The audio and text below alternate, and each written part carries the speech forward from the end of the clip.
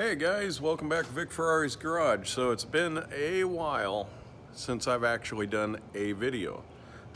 Partly because I'm super busy doing home flips. Got multiple houses going and it definitely eats up your time. So, but it's fun. The other reason is because I don't care if you made the perfect video. There's just somebody out there that's got to tell you how you screwed it up. So anyway, if you want to do that, don't do it here. All right. This is my electric bike. I have a family friend. My sister's got a friend, I think in Arizona. And she asked, would I talk to him about electric bikes and batteries and how to build them? And I initially said no, because there is a lot that goes into this. And I just want to say that up front. It's fun. It's worth it by far. This is one of the best things I've ever built. But it can be very time consuming, money consuming, and complicated if you don't know what you're doing. So I'm going to give you a basics and you build off that real quick. One, you're gonna have to buy the control. Where is it? Right here. That comes with a kit. It'll be like a thumb. Oh my God. I woke up literally like 7 minutes ago. It's like a thumb throttle. You can get one with a twist throttle. It depends on whether you've got a shifter that twists or a shifter that clicks, which way you want to go. You want to go the opposite of that. It's gonna come with this power controller. The power controller needs to be able to power the size of motor you have. So I have a 350 motor that will power up to a 500. So I'm good and safe. I won't burn that up because that is a little bit above that. So does this have a ton of power? I go off-roading on medium trails, and I do get aggressive. So it will definitely help me. Sometimes I just have to pedal a tiny bit. I wish it was a rear motor that would help go up the hills a lot better. I wish it was a 500 or 750 motor, then it would just rip. But yes, a 36 volt 350 will get you on the off-road stuff. It will definitely take you anywhere on the street. I can get about 24 miles out of this with the weight of my bicycle. Now those are things I'm going to talk to you about. And I can do it with this battery. Okay, I carry 2 of these in my pouch. The batteries will get warm. The controller wires will get hot, but they don't get hot. Like, you can grab them, you know, so they're not gonna burn or melt anything. I mean, think about it. To melt something, you'd have to be at like 600-700 degrees. And I can actually grab the battery and the wires and all that, even though it's in the pack. But I do keep my controller outside. Because I get more mileage by about 2 miles. If I put the controller in the pack, it gets hot, again, about maybe 140 degrees. I've tested it, it's about 140. I can't quite grab it, but it's not gonna melt anything. So you can do all that. Making a battery. Now you're getting into some weird stuff. Okay. Now you want to keep these, you want to buy these batteries used. They're 18650s. You want to test them, make sure they're good. Do not buy batteries and then go, oh, it's dead. I'll reach under there with a paper clip through this little pinhole and click the button underneath there and reset it. Well, that button popped because it's a circuit breaker when the battery has a problem. So when you reset it, you're playing with danger, man. That thing's gonna go off on you. And then, all right, whatever. Okay. All right, then you're gonna need to buy like a rack. Oh, by the way, the batteries are hard to get and they're not cheap. They're kind of cheap, depends on how you buy them. But you're also gonna need to get a charger, okay?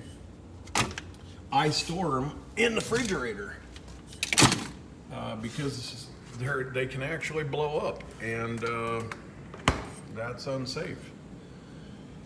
Let's see, you don't want to keep them in a humid area too often, you know, just in case they rust.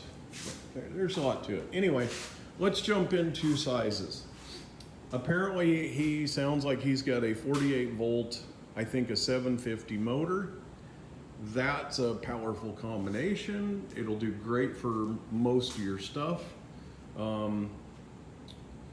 But here's where I don't want to get into trying to help, because if you're trying to build a battery pack, which my sister said he wanted to learn how to build a battery pack, well, you can buy packs out there from used skateboards for 36 volt.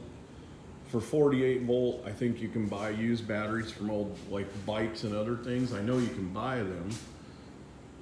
But are you gonna buy a good used one? If you buy from the guy, I'm gonna say the guy on the video because I sent my sister a video link. He's in California. I want to say his name is like Jad, J-D or something like that. Anyway, he's pretty big and popular. If you look up, you know, recycled batteries on YouTube, you'll find him. And he's got, in the drop down, you can click his site and you can buy batteries. So he's where you'll buy batteries from. There's a couple of places in the United States. And then if you want to build your batteries, you're going to have to buy 10 strip to connect the tops of the batteries. You're going to want to know exactly what you're doing when you're connecting them, because if you screw up, I shit you not, I ain't going to lie, I'm not going to blow smoke up anybody's ass. If you put the negative to a negative or positive or whatever, if you short that link, that fucking battery is not maybe, not kind of possible, it is going to fucking blow up in your face. And when they blow up, they blow up. Like up in flames, really scary. It's a show. It's better than 4th of July. Highly dangerous. This is a little welder that you can buy off of eBay for about 20 bucks. And you connect it to a car battery. It has to be a high amp car battery. You can connect it to that. That's what I do. And I don't give a shit what other people do. I'm not asking you what you do. I don't give a flying F what you do. I'm telling you, that's what I connect my welder to. And it works fine for me. If it don't work for you, don't do it. I don't want to hear it. That's why I quit making videos. Get tired of hearing everybody's BS. So, please be careful if you're going to make a battery. How you combine the cells determines whether you're 36, 48, 72 volts, whatever. How you solder them cells that you make together creates the voltage. If you cross a cell and don't realize it, you're going to know it really freaking fast. And then you're probably going to see God.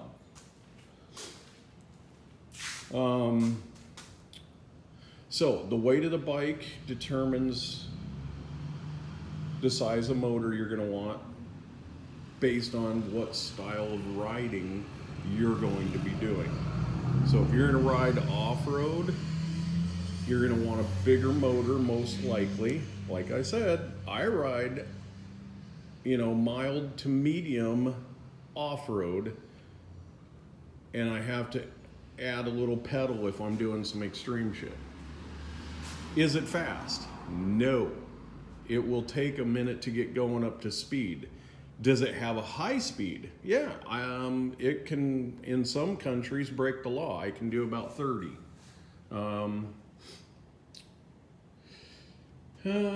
Let's see. Okay, so the more aggressive the road, like this here, you'll go 26, 28 miles on my battery pack and then flip battery packs and come back. On dirt, you'll get about more than that sometimes because it just seems like you're not as aggressive. And like I say, if you get a bigger wattage, you're going to use up your battery quicker. If you have a heavier bike, you're going to use up your battery quicker. If you get a higher voltage, you're going to use up your battery most likely faster because it's just the way electricity works. If you get a different controller, it's such a huge combination. The only thing I can tell you is get a motor. A 750 is plenty. I'm running a 350. And the other question is durability. That 350 motor is off of the government bicycle program where they had all those bikes on the street in college areas and people threw them into ditches and they smashed them and stole them, and they canceled that program. It's too expensive. Okay, another Save the Earth program failed. So will windmills and solar. It's already happening. So bottom line is that motor is a Bafang motor, 350 watt, and I can't break it. I expected it to break. I can't break it. I've got one on that bike, one on that bike, one on that bike. So none of them are broke. So anyway, I hope this helps. It's hard to answer this question, and that's why I tried to avoid it. The best thing I can say, get you a motor, make your best decision on a battery, because I can't tell you, I think he asked about a 48 volt, 50 amp hour battery. I couldn't tell you the amp hour of this. Now, on top of that, I don't mean to be mean, but I'm not asking the amp hour of this. I don't care. I don't want to hear anybody's expert opinions on it.